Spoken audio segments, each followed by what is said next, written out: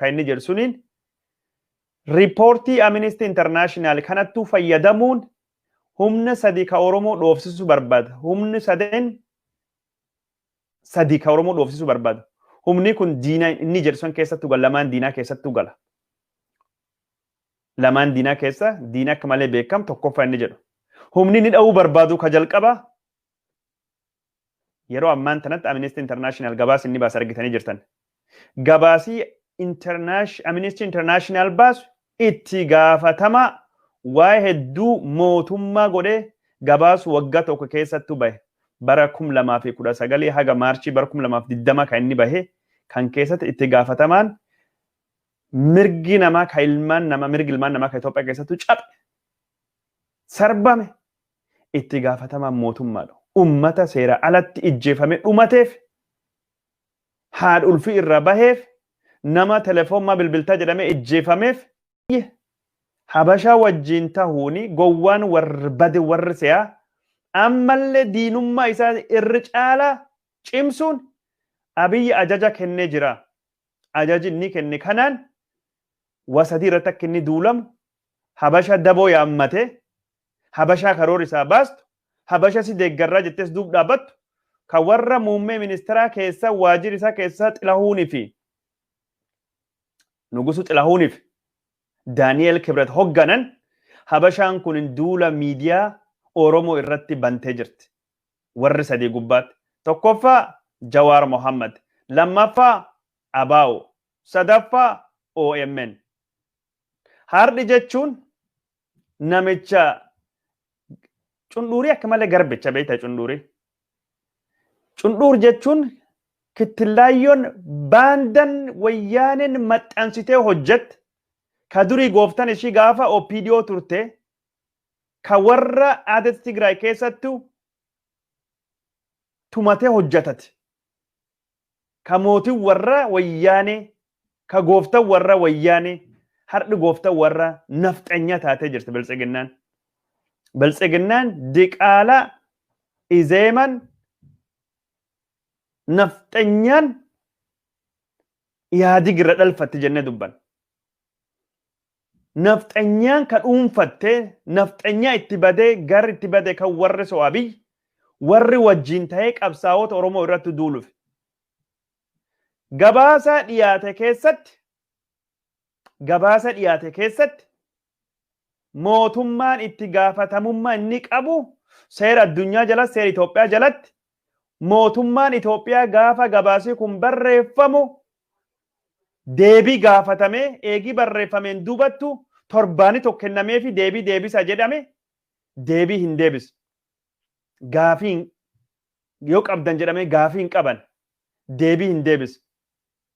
Waan kan ka Oromoon akkanatti ijjeefame tuffatam Abiyyi gabbahee maal jedhe badhaadhinni Itoophiyaa fiduuf waan gos kana gurra yeroo humna keenya irratti hin fixnu waan badhaadhinni Itoophiyaa fida malee jedhee Oromoo akkasitti tuffate.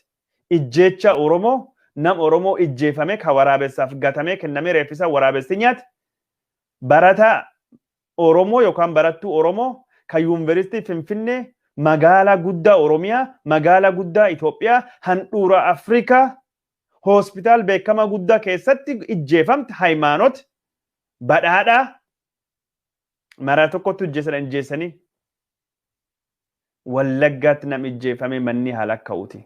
Ka gabaasii Amnesty International hin ilaalin. Kan hundaayyuu Abiyyi itti gaafatamaan eenyu ka waan kan godhe kun hunduuf hiika waan tokko hin qabu kan irraan dubbadhu badhaadhinni Itoophiyaatiif hin ta'u. Badhaadhinni Itoophiyaa inni barbaadu ka Oromoon keessa qoraan taate ka Oromoon keessatti wareegama taate Itoophiyaan lalistu. Ka awwaala Oromoo gubbaatti Minilik dhaabe sun Itoophiyaan sun ka dagaagdu badhaatu Itoophiyaa gos suniiti ka Abiyyi barbaadu. Itoophiyaa gos suniitidha ka biltsiginnaan barbaadu badhaadhinni inni haasa'u barbaadu kana jechuudha.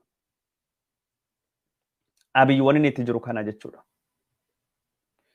Kanaaf dubbii himaan waajjira kominikeeshinii Oromiyaa gabbahee namni itti gaafatamuu qabu. Warri kun mootummaa ta'uun mootummaan maal akka hin beeku. Abiyyi mootummaa ta'uun maal akka hin beeku. Abiyyi gargaartuu qabaachuun maal akka hin beeku. Abiyyi nama mari'achuu maal akka ta'e hin beeku. Abiyyi mootii ta'uun maal akka ta'e hin beeku. Mootii taata haati kiyya gaaf ganni torbanaan jette suni malee. Mootii ta'uu fi mootiin gorsa cimaa barbaada. Gorsa isaa ta'uu barbaada. Makaarii yalalle nugus yaalaan damet ayineksin metsidamti. Mootiin gorsa hin qabne gargaaraa hin qabne waggaa tokko caal hin bulchu. Gorsa godhatee hin jiru. Gorsa malee mootiin gar tokkoon hin bahu. Mootiin ammoo uummatu fi diinaa godhatu mootii hin ta'u. Habashaa karaa itti badeessa warri sehee gowwaa waan ta'eef namtichi kun Jawaar irratti, Abaawoo irratti, OMN irratti duula bansiisee jira. Duula bansiisee jira. Duula kana ka bansiise Abiyyiidha. Abiyyi ni dubbate karaa Feesbuukitiin dubbii biltsiginnaa Itoophiyaaf hin taane yeroo humnas maallaqa ittiin baasnu jedhee waan Amnesty Internationalii kana dubbachuu dhiise. Amnesty International ammoo Abiy yoo waan kanatilleen hin goone taate waraanii kan kee godhu wanni ta'e kun dogongora sirrii miti jedhi gabbahii balaaleffadhi jedhamin. Gabbahee balaaleffachuu miti. Gabbahee ni qoranna akka wayyaanee jechuu miti. Gabbahee waan kan ni qulqulleeffannaa Oromoo dhiifamnaa godha jechuu miti. Yeroo maallaqa humna irratti hin balleessinu maaliif jennaan badhaadhinni Itoophiyaaf hin ta'u. Badhaadhinni Itoophiyaa ammoo ka Oromoon keessattuu qoraan tahee wareegamta jechuudha. Inni akkas jedhee jennaan hoolaan isaa tokkin taayye ka jedham jala gabbaasee fuudhee waa barreessaa ture. Amnesty International arrabse. Taayyeen arrabsee jennaan hoolaan taayye jedham gowwaan hamaan sun fuudhee jennaan achiin booda dubbii himaan Oromiyaa fuudhee dubbii kana farse. Har'a ammoo namni Jibriil jedhamtu ka garri isaatti gadi hin beekamne gabbahee waan inni bulgaafatu waan inni hoqqisaa ol dhageettanii jirtan. Hoqqisaa kan keessatti itti gaafatamaa waan kana kataayyee wayyaaneedha. Wayyaanee wajjin ammoo neoliberal Amnesty International meeshaa wayyaaneetidha. Meeshaa wayyaanee ka bira wayyaanee waliin katae Abaawoodha, OMN'dha, Giraazmaachi Girrisaadha. Wanni isa achi keessan baatu Giraazmaachi Girrisaan azaaballee jannatallee uumuuf itti gaafatamaan taayyee yoo hirriba gara galullee Giraazmaachi Girrisaan kan godhu. Giraazmaachi Girrisaan ibidduum. Giraazmaachi Girrisaan jannatuum. Giraazmaachi Girrisaan akkasuma. Giraazmaachi Girrisaa. Giraazmaachi Girrisaa shaneen diina achiin booda wayyaaneen. Hagasum dubbiin dhumatti. Bulchiinsi Abiyyi jabeenni qabaa, hanqinni qabaa, hanqinni kan akkanaan furataa, jabeenni akkasiin itti fufsiisaa, akka mootummaatti akkasii akka mootummaa deebisuu hin beekan. Ka isaan himatan Jawaar Mohammad. Dubbii himaa mootummaa Oromiyaa kalee gabbahee guyyaa jalqaba waan tokko hin dubbanne haga ajajii waajjira muummichi ministeera irraa kennamu as. Guyyaa jalqaba waan tokko hin dubbanne. Achi gabbahee itti gaafatamaan shane dubbii himaan Oromiyaa banan waajjira communicationii. Itti gaafatamaan Jawaar, itti gaafatamaan OMN, itti gaafatamaan kana sun Oromoo. Hayyee ka naannoo Oromiyaa okay, naannoo Amaaraa hoo itti gaafatamaan naannoon Amaaraa gabaasa kan gubbaatti Amnesty International waliin taate hojjette. Gabaasa kennuu fi odeeffannoo akkasumas eegii gabaasii barreeffameen duubatti deebii kennuun.